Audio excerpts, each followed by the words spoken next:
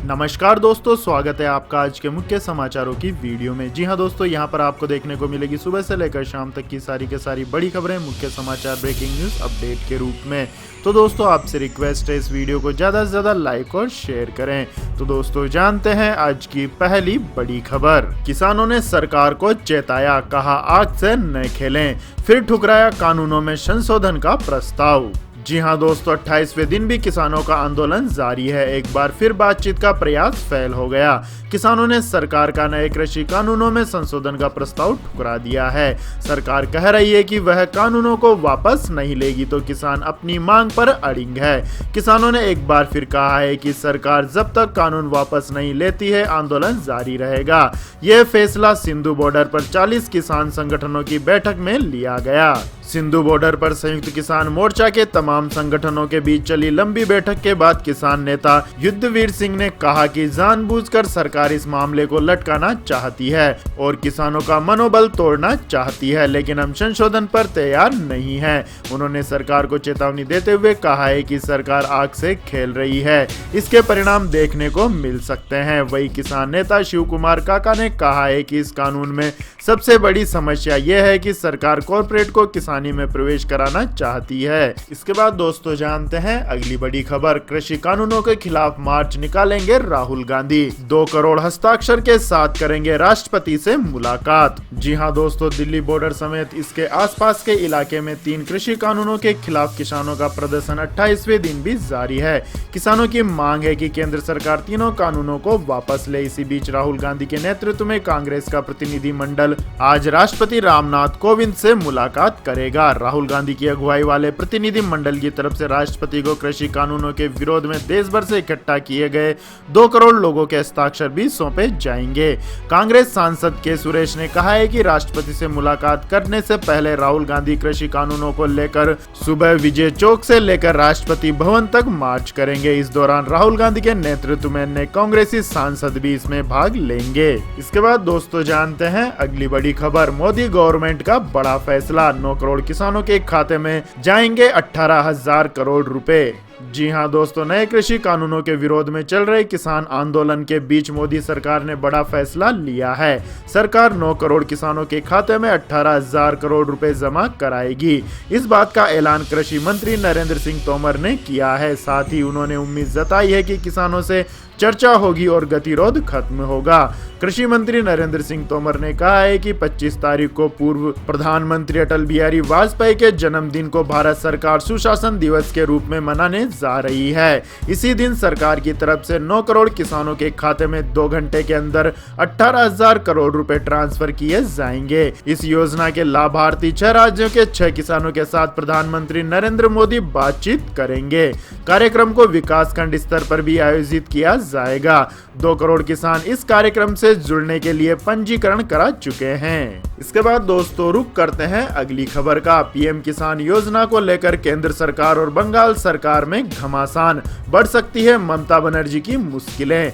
जी हां दोस्तों, पीएम किसान सम्मान निधि का पैसा जहां देश के सभी राज्यों के किसानों के बैंक खाते में पहुंचने लगा है, वहीं पश्चिम बंगाल की सरकार को अब सुध आई है। मुख्यमंत्री ममता बनर्जी ने केंद्रीय कृषि मंत्री नरेंद्र सिंह तोमर को पत्र लिखकर पीएम किसान योजना की धनराशि सरकार को देने की मांग की है।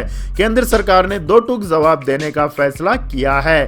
इस बारे में तोमर ने बताया है कि इस योजना का पैसा सीधे किसानों के बैंक खाते में जमा कराया जाता है। इसे किसी राज्य सरकार को नहीं दिया जा सकता। इस संबंध में राज्य सरकार को जल्द ही जवाब भेजा जाएगा, जिसमें योजना के मानदंडों को शामिल किया जाएगा। इसके लिए राज्य सरकार सिर्फ किसानों की सूची को पुष्टि करने के साथ सभी दस्तावेजों की तस्दीक करेगी। आपकी जानकारी के लिए बता दें दोस्तों, पश्चिम बंगाल के 22 लाख किसानों ने पीएम किसान योजना का लाभ प्राप्त करने के लिए कृषि मंत्रालय की साइट पर जाकर खुद को रजिस्टर्ड कर लिया है, लेकिन उन्हें इसका लाभ नहीं मिल पा रहा है, क्योंकि इसके लिए राज्य सरकार को उनके किसान होने के दस्तावेज की पुष्टि करनी होगी। इसके साथ ही किसानों के बैंक खातों का उनके आधार नंबर से जुड़ना जरूरी है। इन सारी जानकारियों और नियम व शर्तों वाली सूची राज्य सरकार को भेजी जा रही है। राज्य सरकार ने पीएम किसान योजना में शामिल होने से मना कर दिया था, जिससे पश्चिम बंगाल के किसानों को इस योजना का लाभ नहीं मिल सका है। इसके बाद दोस्तों जानते हैं अगली बड़ी खबर। कोरोना में मारे गए पत्रकारों के परिवारों को आर्थिक मदद देगी केंद्र सरकार। जी हां दोस्तों, कोरोना महामारी के दौरान मारे गए पत्रकारों के लिए अब केंद्र सरकार आगे आई है। मोदी सरकार ने उन सभी कार्यकारी पत्रकारों के परिवारों को आर्थिक सहायता देने का फैसला किया है जिनकी मौत कोरोना की वजह से हो गई थी। केंद्र सरकार के निर्देश पर सूचना एवं प्रसारण मंत्रालय ने अपने अधिकारियों से कहा है कि ऐसे तमाम वर्किंग पत्रकारों की खोज कर पहचान की जाए और उनके परिजनों को एक निश्चित धनराशि सहायता के तौर पर उपलब्ध कराई जाए। अभी तक मिली जानकारी के मुताबिक यह धनराशि लगभग 5 लाख रुपए हो सकती है। इसके बाद दोस्तों रुक करते हैं अगली बड़ी खबर का। यूपी के मंत्री आनंद स्वरूप शुक्ला ने अबुल कलाम आजाद पर लगाए गंभीर आरोप।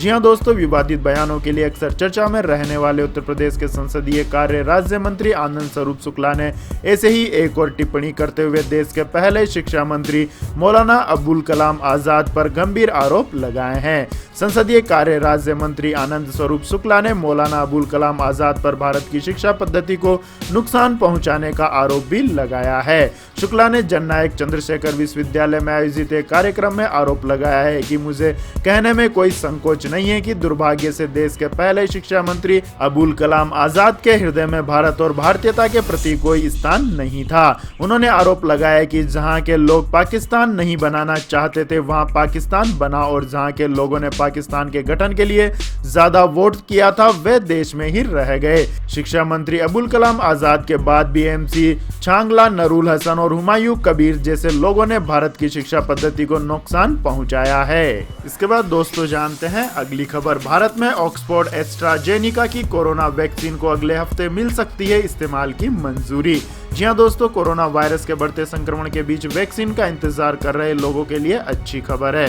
भारत सरकार ऑक्सफोर्ड और एस्ट्राजेनेका की वैक्सीन कोविशील्ड के इमरजेंसी इस्तेमाल की मंजूरी अगले हफ्ते तक दे सकती है। इस मामले की जानकारी रखने वाले सूत्रों ने बताया है कि सीरम इंस्टीट्यूट ने इस मामले में सरकार को और डाटा मुहैया करा दिया है जिसकी मांग की गई थी। आपको बता दें कि भारत में सीरम इंस्टीट्यूट कोविशील्ड वैक्सीन बना रहा है। इसके बाद दोस्तों जानते हैं अगली खबर। रशिया के राष्ट्रपति व्लादिमीर पुतिन ने बनाया नया कानून, पद से हटने के बाद भी नहीं होगी गिरफ्तारी। जी हां दोस्तों, रूस के राष्ट्रपति व्लादिमीर पुतिन ने मंगलवार को एक ऐसा कानून पारित किया है जिसके बाद पद से हट जाने पर भी उन पर कोई मुकदमा दर्ज नहीं होगा।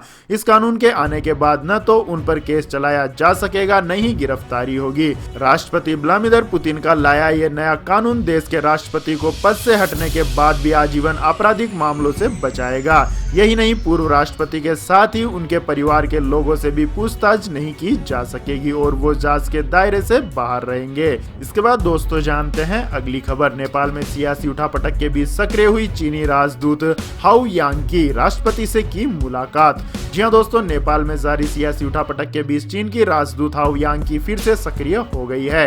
यांग की ने नेपाल की राष्ट्रपति विद्यादेव भंडारी से उनके आवास पर मुलाकात की। दोनों के बीच तकरीबन 2 घंटे चली बातचीत में किन मुद्दों पर चर्चा हुई ये तो साफ नहीं हो सका है। माना जा रहा है कि यांग की केपी शर्मा ओली सरकार को बचाने के इरादे से राष्ट्रपति से मिलने पहुंची थी।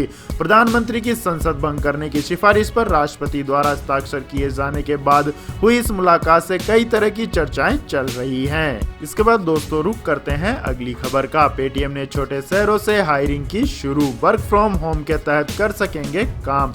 जी हां दोस्तों, पेटीएम के संस्थापक विजय शेखर शर्मा ने बुधवार को कहा है कि कोविड-19 महामारी के बीच कंपनी ने छोटे शहरों से कर्मचारियों को नियुक्त करने के प्रयास को तेज कर दिया है और उन्होंने बड़े शहरों में स्थित उनके दफ्तरों में आने के बजाय घर से ही काम करने की अनुमति दे दी है। Clear tax e invoicing leadership conclave में शर्मा ने कहा है कि शुरू में जिन लोगों को नियुक्त किया गया उन्हें स्थिति सामान्य होने पर दफ्तरों में तैनात किए जाने की योजना थी, लेकिन हमने इस बात पर गौर किया कि हम उन शहरों से भी लोगों को नियुक्त कर सकते हैं जहां पहले हम जाते नहीं थे और लोग भी वहां से बड़े शहरों में नहीं जाते।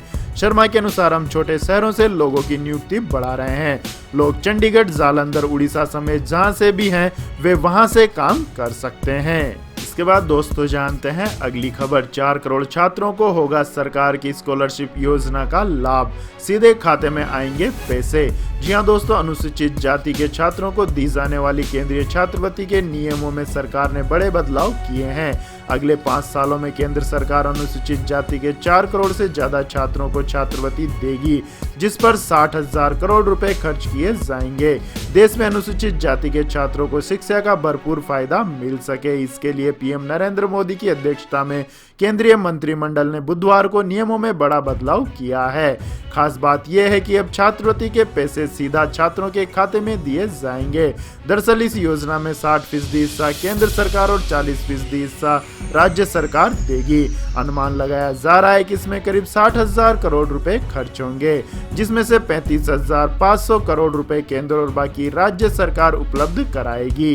इसके बाद दोस्तों जान लेते हैं आज के मौसम अपडेट्स। तो दोस्तों उत्तर भारत में पड़ेगी कड़ाके की ठंड, दिल्ली में भीषण शीतलहर के आसार। जाने क्या है मौसम का हाल।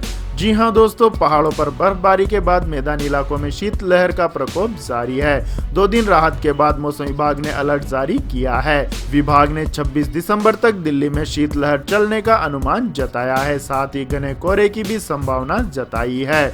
दिल्ली के लोधी रोड में न्यूनतम तापमान 3.7 डिग्री सेल्सियस मापा गया। मौसम विभाग के कुलदीप श्रीवास्तव ने बताया है कि आने वाले दिनों में तापमान 3 से 4 डिग्री रहने का अनुमान है। उत्तर भारत के कई हिस्से शीतलहर की चपेट में और कई स्थानों पर न्यूनतम तापमान 5 डिग्री सेल्सियस से नीचे दर्ज किया गया है। मौसम विभाग के अधिकारियों ने बताया है कि पश्चिमी विक्षोभ की वजह से जम्मू कश्मीर, लद्दाख और हिमाचल प्रदेश के ऊंचाई वाले क्षेत्रों में हल्की से मध्यम बर्फबारी होगी। इसके बाद दोस्तों जान लेते हैं आज के सोने और चांदी का भाव। तो दोस्तों भारतीय बाजारों में आज फिर सोने के भाव में मामूली गिरावट दर्ज की गई।